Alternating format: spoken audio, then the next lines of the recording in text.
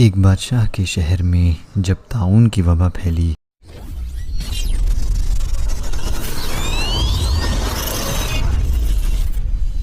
تو موت کے ڈر سے گھوڑے پر سوار ہو کر اپنے شہر سے بھاگ نکلا اور ساتھ میں اپنے خاص غلام اور کچھ فوج بھی لے لی، اور وہ طاعون کے ڈر سے اس قدر خوفزدہ اور ہراساں تھا کہ زمین پر پاؤں نہیں رکھتا تھا بلکہ گھوڑے کے پشت پر سوتا تھا۔ دوران سفر ایک رات اس کو نیند نہیں آئی تو اس نے اپنے غلام سے کہا کہ تم مجھے کوئی قصہ سناؤ۔ تو ہوشیار غلام نے بادشاہ کو نصیحت کرنے کا موقع پا کر یہ قصہ سنایا کہ ایک لومڑی اپنی جان کی حفاظت کے لیے ایک شیر کی خدمت گزاری کیا کرتی تھی، تو کوئی بھی درندہ شیر کی ہیبت کی وجہ سے لومڑی کی طرف دیکھ نہیں سکتا تھا، اور لومڑی نہایت ہی بے خوفی اور اطمینان سے شیر کے ساتھ زندگی بسر کرتی تھی۔ اچانک ایک دن ایک چیل لومڑی پر جھپٹا تو لومڑی بھاگ کر شیر کے پاس چلی گئی اور شیر نے اس کو اپنے پیٹھ پر بٹھا لیا۔ چیل دوبارہ جھپٹا اور لومڑی کو شیر کی پیٹھ پر سے اپنے جنگل میں دبا کر اڑ گیا۔ لومڑی چلا چلا کر شیر سے فریاد کرنے لگی تو شیر نے کہا کہ اے لومڑی،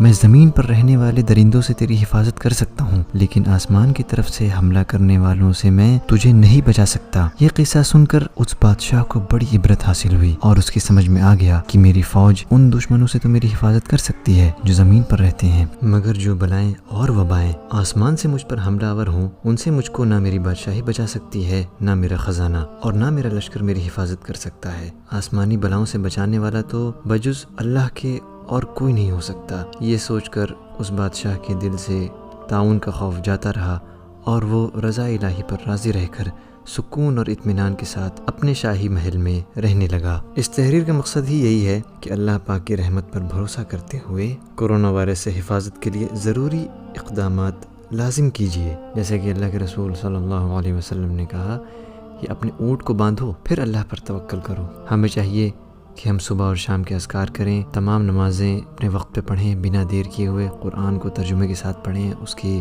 معنوں پر غور و فکر کریں۔ WashingtonPost.com پہ ایک بہت بہترین آرٹیکل ہے جس میں وضو کے فائدے بتائے گئے ہیں، اس کی لنک ڈسکرپشن میں ہے، اسے پڑھنا نہ بھولیں۔ ہر چیز میں کوئی نہ کوئی فائدہ ہوتا ہے، کچھ چیزیں ہم جانتے ہیں اور کچھ چیزوں کو ہم نہیں جانتے ہیں جس کو صرف اللہ جانتا ہے۔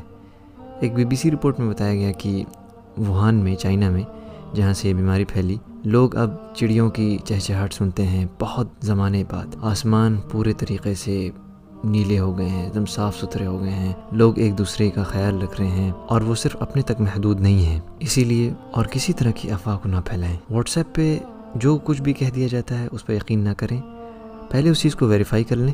اللہ سے دعا ہے کہ وہ ہم سب کی حفاظت فرمائے، آمین۔ جزاکم اللہ خیرا۔ السلام علیکم ورحمۃ اللہ وبرکاتہ۔